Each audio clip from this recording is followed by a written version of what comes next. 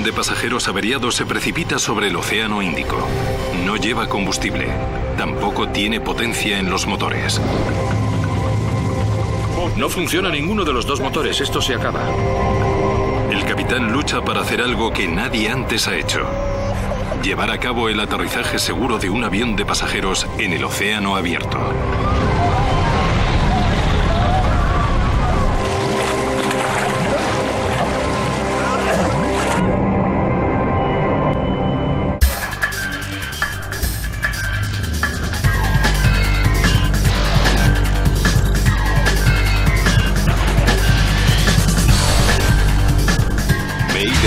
Catástrofes aéreas. Esta historia es real. Las reconstrucciones están basadas en las transcripciones de la investigación y en la declaración de testigos oculares. Las Islas Comores son un paraíso vacacional remoto en el Océano Índico. Aquí los días se pasan jugando en la arena y paseando sobre las suaves olas. Sin embargo, a finales de 1996, la calma de las Islas Comores se ve truncada. Un avión se dirige hacia la playa a gran velocidad. Es un avión de pasajeros que se ha desviado unos centenares de kilómetros de su ruta. No se ha producido ninguna explosión, ningún fallo mecánico. A pesar de ello, el avión está cayendo sobre el Océano Índico.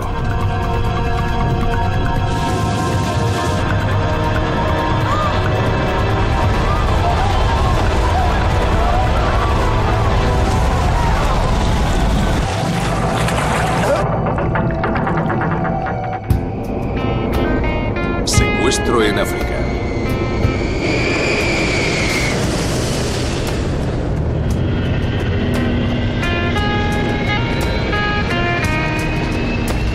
El vuelo 961 de Aerolíneas Etíopes realiza un trayecto rutinario desde Addis Abeba hasta Costa de Marfil. Su capitán es Leul Abate. A sus 42 años es un piloto muy experimentado. 73.000 kilogramos. El tanque central está a cero. Tiene más de 11.000 horas de vuelo en su haber. Total de combustible, 14.500 kilogramos. Comprobado. El vuelo etíope 961 hará una breve escala en Nairobi, Brazzaville y Lagos antes de llegar a su destino final en Abiyán. El avión solamente tiene combustible suficiente para la primera parte del viaje. Repostarán más combustible en Nairobi. Una menor carga de combustible hace que el reactor sea menos pesado a la vez que aumenta su rendimiento. El capitán Abate y su copiloto, Jonas Mekuria, tienen previsto que su jornada termine dentro de unas 12 horas, cuando aterricen en Costa de Marfil. Todo correcto. Ese día era un día soleado, el cielo estaba despejado, todo estaba bien. Los pasajeros a bordo del 961 son una mezcla de etíopes y viajeros de otros países que viajan por negocios y por placer.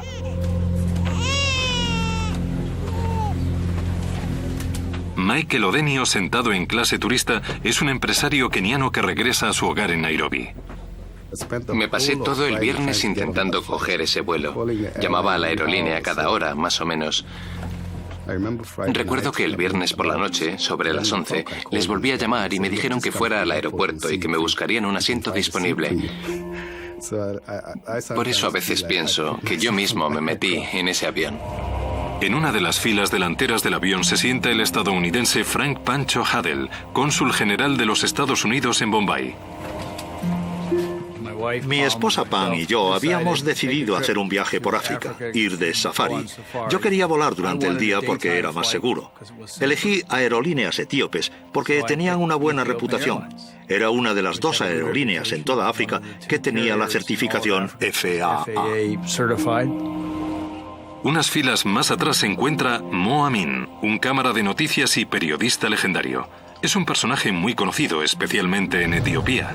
Las imágenes captadas por Amin en 1984 conmocionaron al mundo.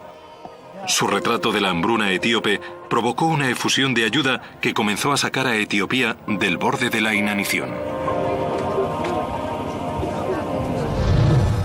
Pienso que Mo Amin era el cámara más famoso de su tiempo y a la vez creo que era una de las figuras más desconocidas. Amin es popular por no dar nunca marcha atrás en una lucha.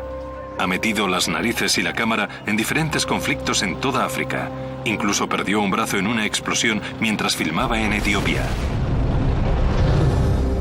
Hoy vuelve a su hogar en Nairobi tras un corto viaje de negocios.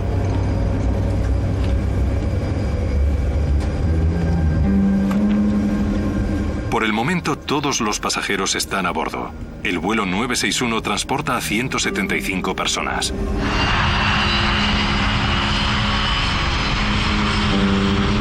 El capitán Abate no solamente está acostumbrado a realizar esta ruta, sino que también se siente muy cómodo en este avión.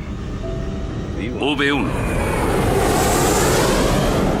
Él y otros miembros de aerolíneas aéreas lo llaman Zulu.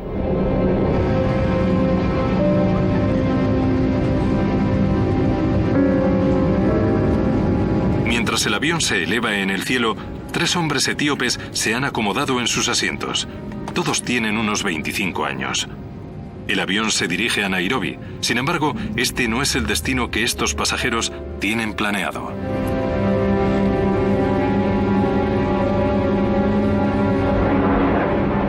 Cuando despegamos todo era correcto. La tripulación de cabina contactó con nosotros para pedirnos si queríamos tomar café, té o alguna otra cosa. Sí, gracias. ¿Café? Que sean 2. El avión está volando a 12.000 metros cuando los 3 jóvenes etíopes dan el paso.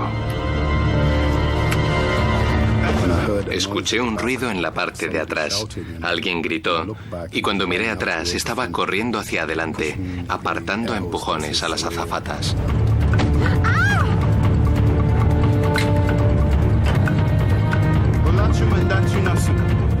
Había 2 tipos corriendo por el pasillo derecho del avión que gritaban algo incomprensible. Entonces, un chico avanzó silenciosamente hacia él y pensé, es un secuestro porque están coordinados. Inicialmente nos miramos unos a otros preguntándonos qué pasaba. Al principio la gente prácticamente no decía nada. Hubo una especie de ruido en la cabina y oí cómo la puerta se abrió de golpe. Los 3 hombres irrumpen en la cabina y se arman con el hacha de fuego y el extintor. ¡Fuera! ¡Fuera! En las primeras filas había un poco de confusión acerca de si estaban atacando a los pilotos. Había 3 hombres y estaban gritando. Se dirigieron al copiloto y empezaron a golpearle. ¡Levántate! Somos 11. Si no hacéis lo que os digamos, haremos estallar el avión en el aire.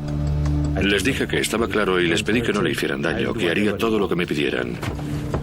Los pasajeros de la parte delantera del avión están preocupados, pero no tienen ni idea de lo que sucede. El capitán Leul Abate se encuentra solo con los secuestradores. No obstante, al contrario de la mayoría de pilotos, Abate tiene experiencia en situaciones como esta. Anteriormente ha sufrido 2 secuestros. El primer secuestro se produjo en un vuelo local. 2 secuestradores que portaban una granada entraron en la cabina y nos obligaron a volar a Nairobi. El segundo secuestro fue hace solo unos años, cuando pilotaba un 737. Los secuestradores tomaron a la azafata como rehén. Entraron en la cabina y me dijeron que era un secuestro y que querían volar a Suecia. Nadie resultó herido o muerto en ninguno de los 2 incidentes. En ambas ocasiones el capitán Abate aterrizó de forma segura. No obstante, la turbulenta situación política de la zona significa que los secuestros son una desagradable realidad. Desde 1990 hasta 1996, 10 aviones de aerolíneas etíopes han sufrido un secuestro. Sin embargo, esta vez, los secuestradores realizan una petición muy extraña. Vuela a Australia. ¿Qué? Vuela a Australia. No tenemos suficiente combustible para llegar a Australia. Está demasiado lejos. Podemos ir a Nairobi o Zanzíbar o Dar es Salaam, repostar y después ir a Australia. De hecho, el avión despegó con combustible para volar solo durante 3 horas y media. Sin embargo, los secuestradores no lo saben. Han estado leyendo la revista de a bordo en la que se especifica el tiempo máximo de vuelo de un 767. 11 horas. No se tardará más de 10 horas en ir a Australia. Pero no tenemos 10 horas de combustible. Aquí dice 11 horas. No llevamos tanto combustible, solo el que necesitamos. Pensaron que les estaba engañando. Estaban convencidos de que el avión podía volar hasta Australia. Abate está estupefacto. Nadie más en el avión sabe cuál es la petición de los secuestradores. Si hace lo que le piden, su avión se estrellará en el océano. Si no lo hace, aseguran que lo explotarán en el aire. Un avión de una compañía aérea de Etiopía ha sido secuestrado mientras sobrevolaba África. Los secuestradores quieren volar hasta Australia. Es un vuelo de 10 horas, pero el avión despegó con una cantidad de combustible equivalente a solo 3 horas y media de vuelo.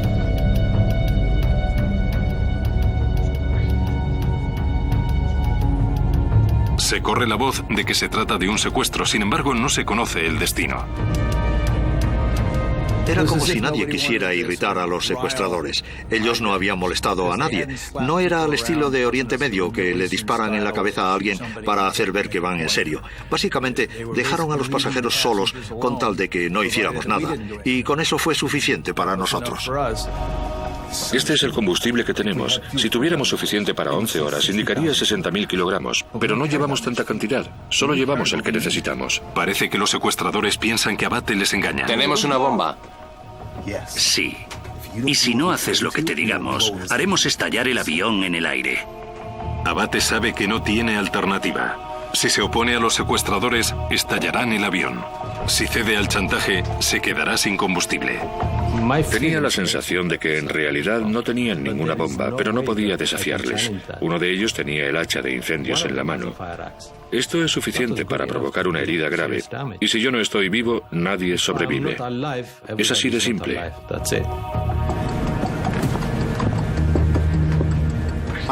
Quiero hablar con los pasajeros. Una media hora después, los secuestradores se comunicaron con nosotros por megafonía y anunciaron que habían tomado el control del avión y que si alguien intentaba hacer algo, harían estallar una bomba.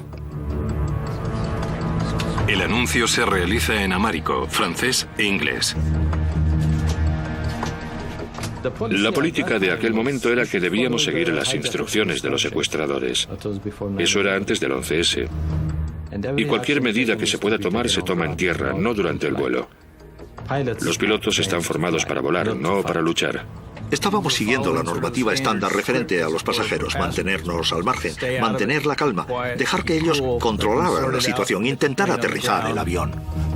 Algunas personas pensaban, quizá nos dirijamos a Sudán, aterricemos allí y después negociar.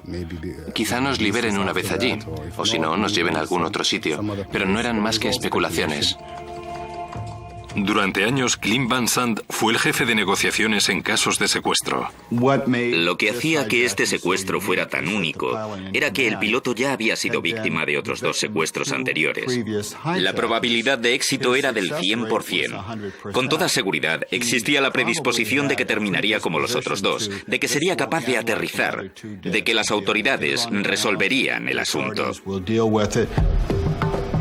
Sin embargo, el capitán Abate sabe que esta vez es diferente. En lugar de otro destino en África, los secuestradores quieren ir a Australia. Abate sabe que dirigirse hacia el océano abierto sería una condena a muerte. El capitán Abate decide pedir ayuda. Tengo que llamar a control de tráfico aéreo. ¿Por qué? Porque se estarán preguntando por qué cambiamos de dirección. Diles que estáis secuestrados y a dónde nos dirigimos. Puesto que el avión todavía sobrevuela Etiopía, Abate contacta con el control de área de Addis Abeba. ETH, aquí control de Nairobi. Confirme que va a aterrizar en Australia. Caballeros, no podemos llegar a Australia. Solamente tenemos 2 horas de combustible. No podemos llegar hasta Australia. Vamos a efectuar un amerizaje. ETH 961. Confirme que no puede desviarse a Mombasa. Se niegan a aterrizar en otro lugar que no sea en Australia, por lo que no tenemos alternativa.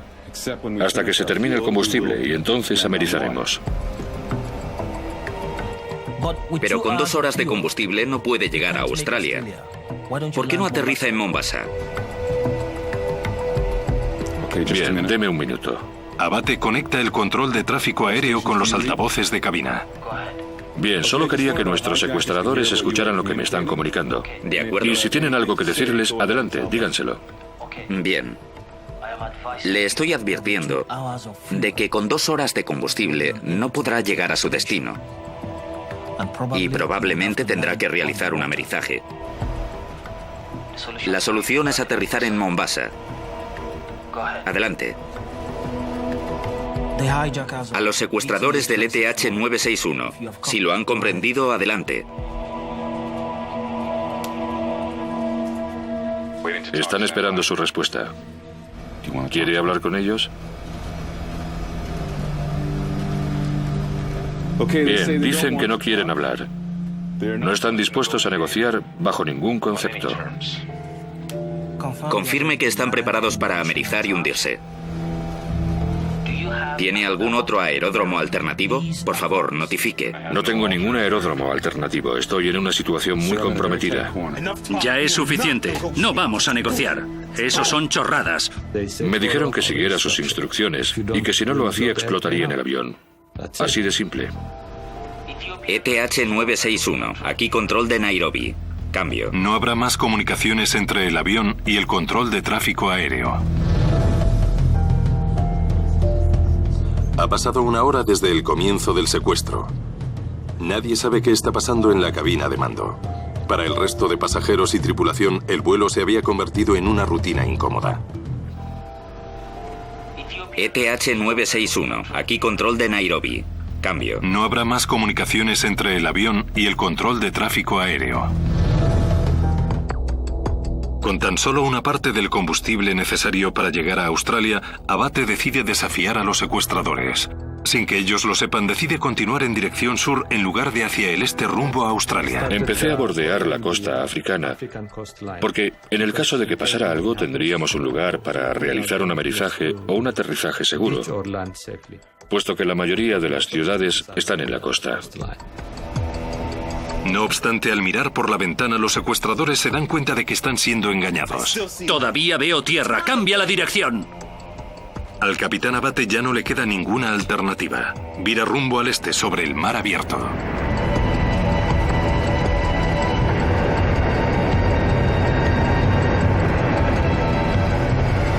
Mientras sobrevuela el océano, el capitán comienza a idear un nuevo plan.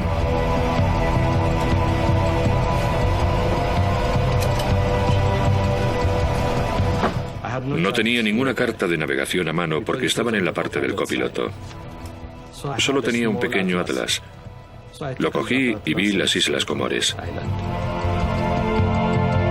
Su única esperanza se encuentra entre el continente africano y la isla de Madagascar, las Islas Comores, un paraíso vacacional remoto en el Océano Índico. No tenía ni idea de dónde estaba ese lugar. Nunca antes había oído hablar de las Islas Comores. Simplemente me dirigí hacia allí. Fue un acierto. Las Islas Comores son su última oportunidad para realizar un aterrizaje seguro. De pronto, una alarma rompe el tenso silencio de la cabina. Es la señal de que al avión le quedan menos de 30 minutos de combustible. Necesito comunicárselo a los pasajeros. No hay necesidad. ¿Sabe qué les voy a decir? Está fuera de mi control. El avión va a estrellarse. ¿Quieres morir? Vamos a morir de todas maneras. ¿Entonces te matamos? Por favor. Al menos vamos a intentar realizar un aterrizaje controlado. Moriré con él. Le demostraré que tengo agallas. Se acabó. Vamos a morir juntos. Prácticamente sin combustible, Abate decide plantarse. Cuando llegamos a la isla, el combustible ya se estaba terminando. Y me dije, no podemos ir hasta otra isla. Y empecé a sobrevolar en círculos esa zona. Pero ¿cómo podía convencer a los secuestradores de que les dejasen aterrizar? Debía encontrar una respuesta pronto o el vuelo 961 se estrellaría contra el mar. Bebían whisky que habían cogido del duty free y querían que yo también bebiera, pero me negué. De nuevo, la alarma suena. Uno de los motores se ha quedado sin combustible y se está apagando. al capitán Abate se le acaba el tiempo por momentos. Con el avión volando a 39.000 pies, los dos motores no van a quedarse sin combustible al mismo tiempo. Probablemente pierda un poco de velocidad, que es lo que sucedió en este caso. En primer lugar, se detuvo el funcionamiento del motor derecho. Lo primero que noté es que los motores sonaban diferente porque solo uno de los dos funcionaba. Era un sonido más profundo. Abate sigue el procedimiento de emergencia habitual. Pone en marcha el APU, o Unidad de Energía Auxiliar. Es un generador que puede suministrar energía eléctrica extra cuando se pierde un motor. La mayoría de los pasajeros no se dan cuenta de la gravedad de la situación. No obstante, el capitán Abate sabe que el avión está en serio peligro. Perdí el motor a 39.000 pies. No se puede mantener un avión a 39.000 pies con un fallo de motor. Funcionando con un solo motor, el avión inmediatamente pierde velocidad. A una velocidad más lenta, las alas no proporcionan la misma propulsión. El avión continúa descendiendo. Incluso con solo un motor y a pesar de la pérdida de altura, las diminutas islas Comores todavía están al alcance del avión averiado. En la capital, Moroni, hay un aeropuerto. Si pudiera convencer a los secuestradores, Abate podría aterrizar allí. Ha descendido 1000 pies. Cuando el motor se para, desciende. Descenderá, te guste o no. Una vez solo en la cabina, el capitán Abate aprovecha una arriesgada oportunidad. Explica la situación a todos los que van a bordo. Señoras y señores, les habla el piloto. Nos hemos quedado sin combustible y en este momento acabamos de perder un motor. Vamos a realizar un aterrizaje de emergencia. Cuando el piloto habló por megafonía y dijo que no había otra alternativa más que realizar un aterrizaje forzoso, fue cuando verdaderamente nos asustamos y nos dimos cuenta de que se trataba de una situación a vida o muerte. Además, el capitán Abate intenta realizar una llamada desesperada de ayuda. Ya hemos perdido uno de los motores. Quiere que los pasajeros dominen a los secuestradores para poder aterrizar el aparato. Pido a todos los pasajeros que reaccionen contra los secuestradores. Gracias. El capitán Abate sabe que la petición de ayuda entraña un enorme riesgo. A pesar de que esperaba algún tipo de movimiento en la cabina, debía hacer mi trabajo. Estaba haciendo lo que tenía que hacer. Mantener el avión bajo control y seguir volando. Mientras el capitán Abate espera una respuesta, los pasajeros están más confundidos que nunca. Dijo, reaccionen contra los secuestradores, lo cual es una fraseología extraña. Nadie reaccionó. Creo que en parte fue debido a la forma en que lo dijo, porque en inglés esta no es la manera corriente en la que se le pediría a alguien que se enfrentara a los secuestradores. No obstante, también trataba de hacerlo de forma que no se dieran cuenta de lo que estaba diciendo. Al menos uno de los pasajeros lo ha comprendido. El cámara de noticias Mo Amin nunca ha temido a los retos. Amin se dirige hacia la sección de clase turista en la parte trasera del avión. Era un hombre que había pasado 20 o 30 años en algunas de las zonas de guerra más difíciles y peligrosas del mundo. Había sufrido agresiones, le habían disparado, había estado encarcelado. Era una especie de hombre alfa, por decirlo de alguna manera. Podía convencer a cualquier persona de cualquier cosa. Hizo como si fuera al lavabo y al regresar empezó a hablar con la gente que estaba 3 o 4 filas por detrás de mí. Y por sus gestos y acciones estaba intentando que nos levantáramos en contra de los secuestradores. Con vuestra ayuda podemos superarles. Solo son 3. ¡Vamos!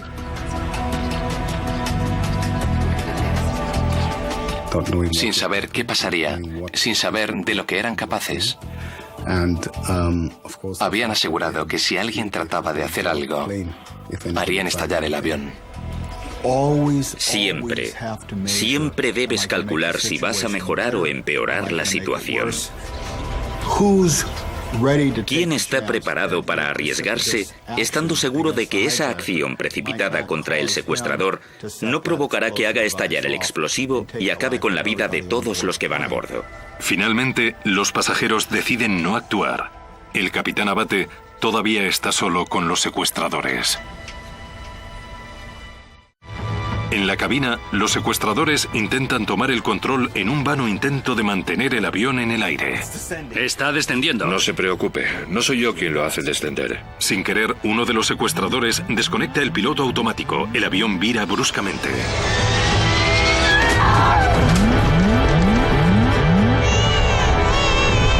¡No te muevas! ¡Escucha! No estoy tocando nada. El avión lo está haciendo por sí solo. Él intentaba pilotar el avión, trataba de desconectar el piloto automático, todo tipo de cosas. Se acabó. Caeremos al océano. 3-1. Abate trata de explicar de nuevo la desesperada situación a los secuestradores. Quizás finalmente le permitan aterrizar en el aeropuerto más cercano. Este está a cero. Y este está a punto de vaciarse. Le rogué a Dios que me sacara de esa situación. Ahora estoy aquí, pero ayúdame a salvar a esa gente. Señoras y señores, por favor, siéntense y abróchense los cinturones. Mantengan la calma. Empecé a decirle a mi esposa que la quería y que juntos habíamos hecho un buen camino. Mi esposa no es nada sentimental, es enfermera psiquiátrica y me decía: levántate, muévete, baja la bolsa del compartimento, saca tus gafas de repuesto, póntelas en el bolsillo y coge un poco de comida para mí. Quiero esto, esto y esto para comer. Cuidadosamente escogió cosas para combatir la sed. Me dijo que una vez en el agua no habría ningún servicio de bar. Finalmente, el avión se queda sin combustible. ¡Vas a matarnos a todos! Ya basta, siéntese. A partir de ahora no vas a hacerme nada. ¿Qué? A partir de ahora no vas a hacerme nada.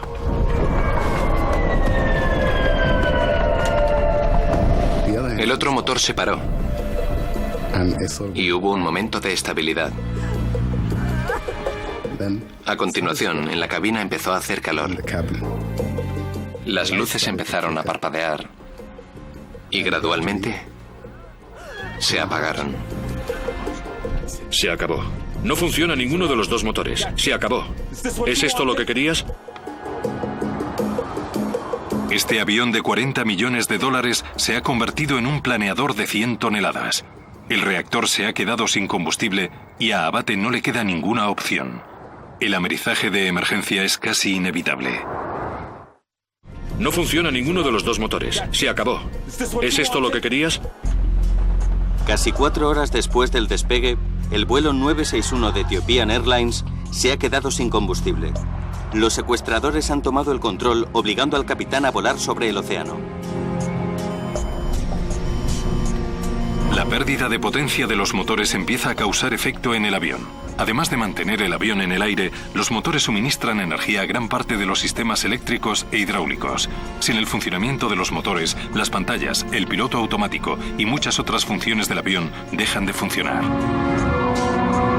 A pesar de que los motores han dejado de funcionar, un sistema de seguridad de tecnología poco avanzada le permite al piloto remotar ligeramente el control. La turbina Ramer o RAT es el último escudo protector cuando fallan todos los motores. Una pequeña trampilla se abre automáticamente y de repente sale la turbina, una pequeña hélice. La velocidad del aire hace que la hélice gire como un molino de viento, generando la suficiente energía eléctrica para el funcionamiento de los instrumentos y controles de vuelo básicos, incluyendo la velocidad aérea.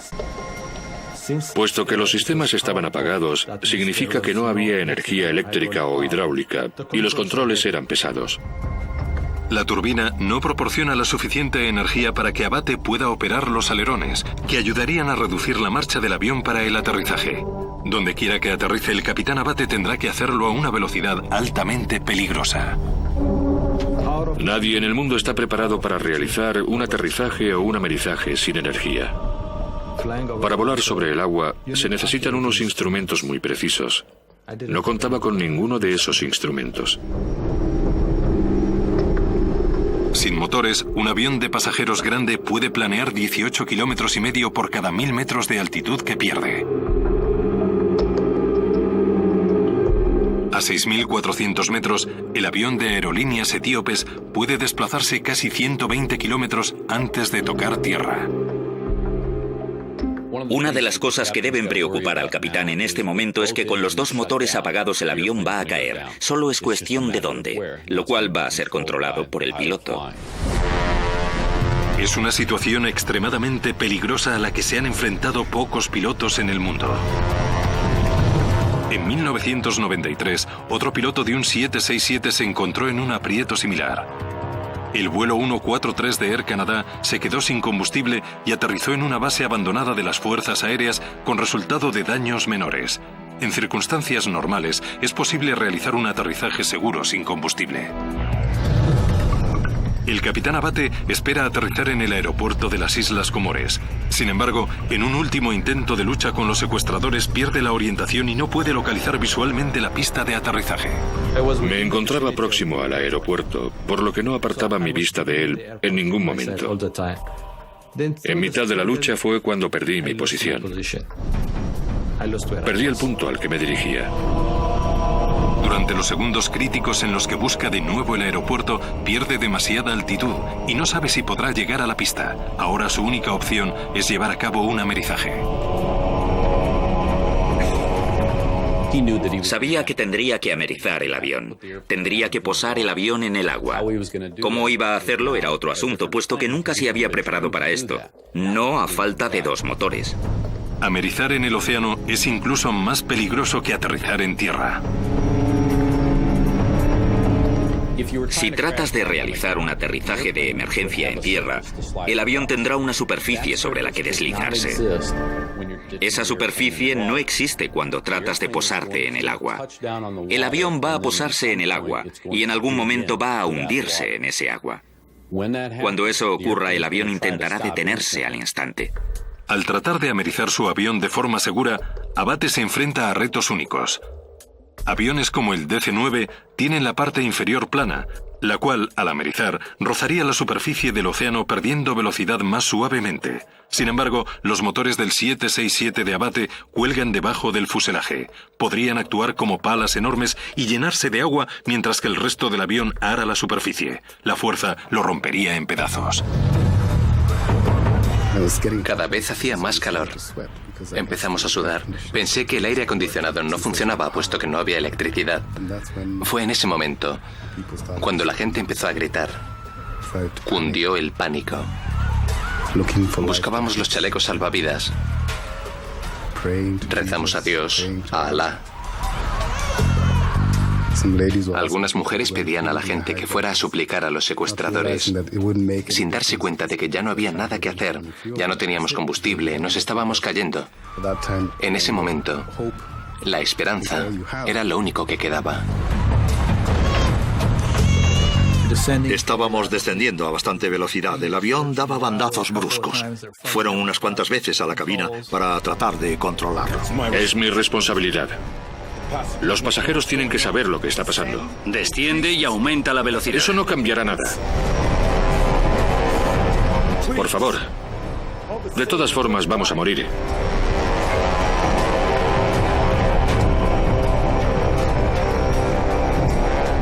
Por favor, mantengan la calma. Prepárense para un aterrizaje de emergencia. Pónganse los chalecos salvavidas, pero no los inflen. Algunos pasajeros o bien no escuchan las instrucciones del capitán o deciden ignorarlas y se disponen a inflar sus chalecos. Escuché unos ruidos detrás, en clase turista. Cundió el pánico y todo el mundo infló sus chalecos. Me levanté del asiento y les dije que no inflaran los chalecos dentro del avión. En la parte delantera del avión, Mo Amin trata de negociar con los secuestradores por última vez. No, siéntate. Mo quería dominar cualquier situación en la que se viera envuelto. En una situación como esta, Mo hablaría con los secuestradores, negociaría con ellos. Estoy seguro de que intentaría que el resto de pasajeros intentaran hacer frente a esos tipos. Sin embargo, los esfuerzos de Amin no surten efecto. Los secuestradores están decididos a dejar que el avión se estrelle. Entonces, por primera vez desde que comenzara el secuestro, el capitán Abate recibe ayuda.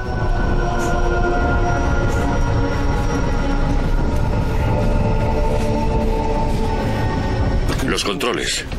Necesito ayuda. Son muy pesados. Les dijimos, chicos, estamos en lo último. Deberíais sentaros y abrocharos los cinturones. Pero se negaron. Jamás pensé que tuviera que realizar un amerizaje en toda mi vida. Nunca pensé que me quedaría sin los dos motores y tendría que amerizar en mitad del océano.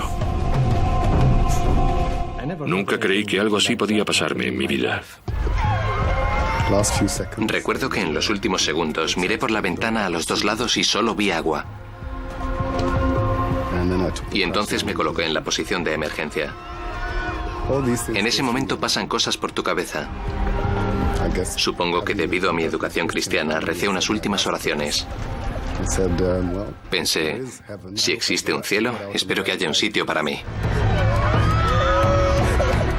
Al otro lado de la ventana vi tierra en el último minuto y me di cuenta de que por primera vez estábamos cerca de la tierra, pero sobre el agua. Ese avión me gustaba mucho. Lo llamaba Zulu. Hablaba con él en mi corazón. Le dije, Zulu, puedes hacerlo. Deberías ser capaz. Sé que puedes hacerlo. Hablaba con él. En la playa, los turistas no dan crédito a lo que ven. El horror del accidente es captado por una videocámara. El avión vuela a más de 370 kilómetros por hora cuando choca contra el agua. El primer rebote fue bastante suave y di un suspiro de alivio. Tan pronto como tocamos el agua, fue bastante violento. Y el segundo rebote fue como un accidente de coche yendo a 50 kilómetros por hora. Tuve la sensación de que el avión no iba a soportarlo.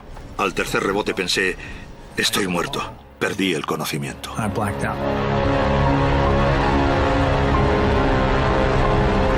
¡Oh, Dios mío! No.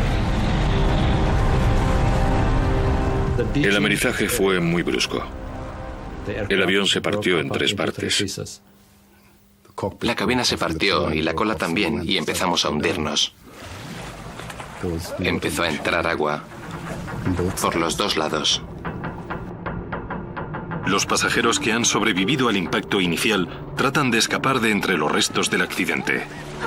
Mientras el agua entra a raudales, la gente que ya ha inflado su chaleco se queda atrapada. El agua les empuja contra el techo del avión.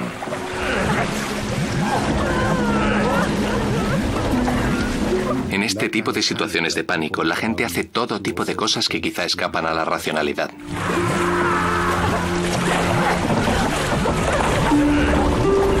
Los chalecos salvavidas hacen que nadar bajo el agua sea muy difícil. Muchos pasajeros no consiguen escapar del hundimiento de la cabina. El avión estaba lleno de agua. No le temo al agua. En el colegio practicaba natación competitiva. Por lo que busqué mi asiento. No encontraba la hebilla. Moví una mano hasta la rodilla y la encontré. Me desabroché el cinturón y salí. Miré a la parte de atrás del avión y vi un poco de luz al final. Y decidí nadar en esa dirección.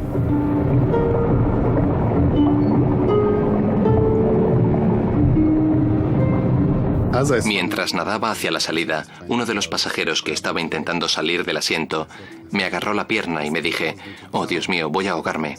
Pero decidí no oponer resistencia. Salieron hacia afuera y me soltaron la pierna. Después seguí nadando hacia la parte trasera del avión. Nadé hasta la superficie. Estaba agotado. Me sentía muy cansado. Alcé la vista y pensé, ¿podría ser esto el cielo? Porque no estaba muy seguro de si estaba vivo o muerto. Estaba intentando decirle al piloto que saliera cuando me di cuenta de que no estaba ahí. Y pensé, bien, es el momento de salir. Cuando desperté, estaba flotando en el agua y me di cuenta de que estaba vivo.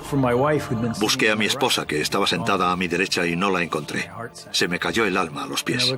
Miré a mi izquierda y estaba ahí. Se había cambiado de sitio. Estábamos flotando en el océano. Vimos una especie de acantilado desierto, lo que podría ser una isla tropical. Era como en una película. Miré a mi alrededor y vi a toda esa gente. Chalecos salvavidas, piezas y trozos de restos, asientos rotos, cuerpos flotando.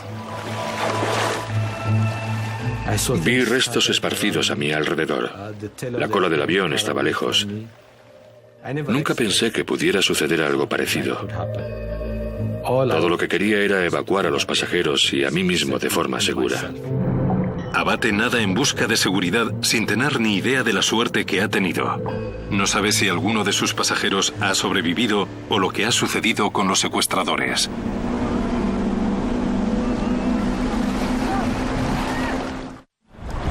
Tras una lucha de 4 horas con los secuestradores, el capitán Leul Abate lleva a cabo un aterrizaje forzoso en el Océano Índico, cerca de las Islas Comores.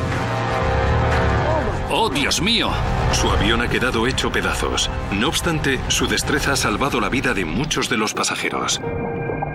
Para aquellos que sobrevivieron al accidente, la decisión de Abate de amerizar cerca de la orilla implicó que, a pesar de que el avión quedó partido en trozos, no se hundió muy lejos. Afortunadamente el agua no era muy profunda. En algunos casos la gente pudo salir por su propio pie. Locales y turistas se acercan para ver el avión accidentado.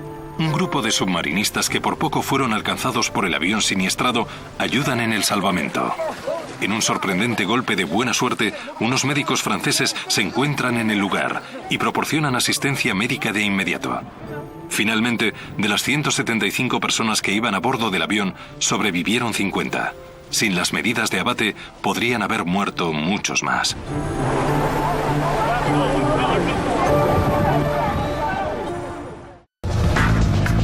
A falta de energía e incapaz de mantener los alerones, el capitán Abate ameriza a 370 km por hora, más de 100 km por hora por encima de la velocidad normal de aterrizaje de un 767.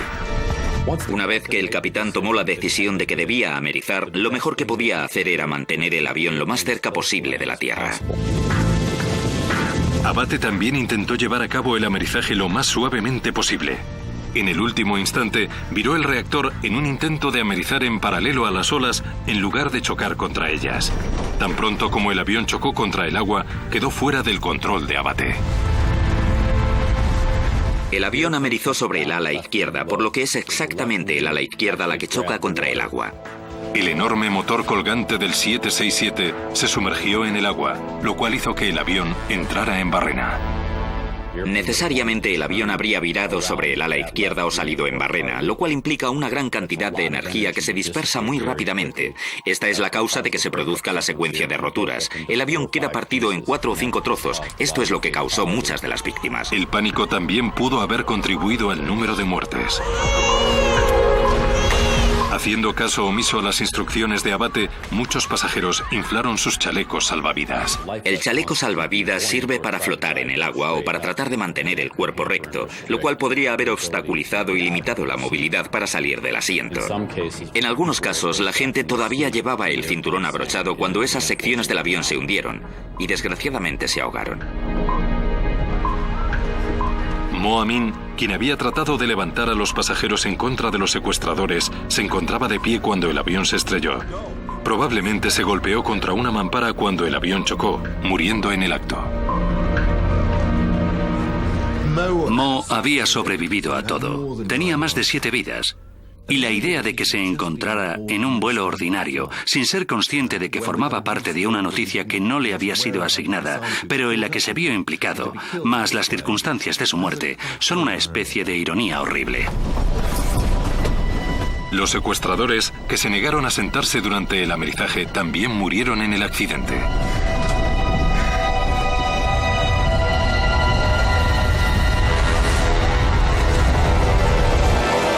En los días posteriores al desastre, se unieron las piezas del puzzle. A pesar de que los secuestradores aseguraron que eran 11, en realidad solamente había 3. Pero ¿quiénes eran esos hombres desesperados y cuáles eran sus motivos? Habían estado encarcelados, metidos en prisión, perseguidos y torturados por el gobierno. No especificaron qué gobierno, como mínimo desde mi conocimiento. Se sabe que habían escapado de la cárcel y que pretendían hacer historia. Dijeron que tenían amigos en Australia y que querían reunirse con ellos.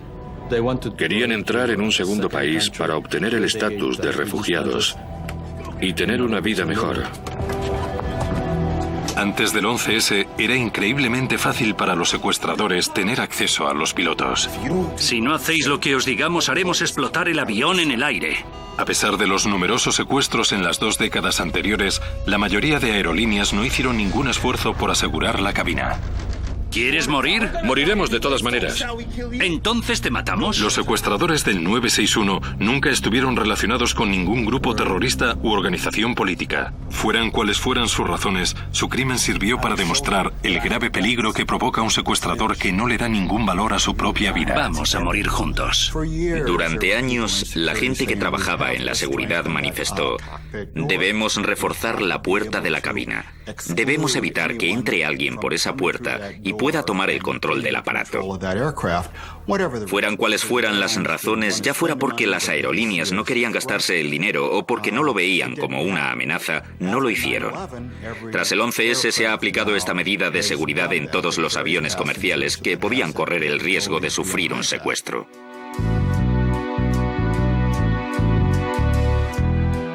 Nada es inevitable.